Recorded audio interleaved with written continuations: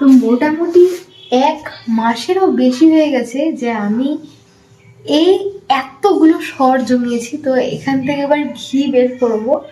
তো আমি জানি না এর প্রসেস কি, আমি জানি শুধু এটাকে জমিয়ে নিয়ে জাস্ট ঠান্ডা অবস্থায় তারপরে আস্তে আস্তে এটাকে জাল দিতে হবে, তারপরে আমি ঘিটা আর কি পাবো। তো এখন চলো এটাকে এখন ঘি বানানো যাক।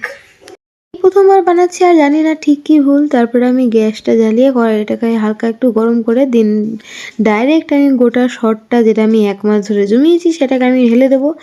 আর আস্তে আস্তে জাল দিতেই থাকবো আর দেখবো যে কত দূর কীভাবে হচ্ছে, সেটাই করব।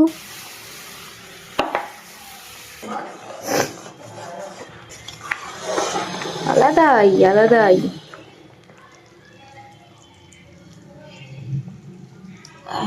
দুধের গন্ধ আমার ভালো লাগে না, কিন্তু ঘিয়ের গন্ধ ভাই কার না ভালো লাগে।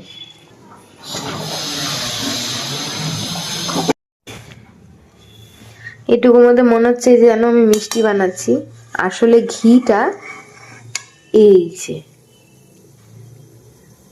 দেখতে পাচ্ছ তোমরা।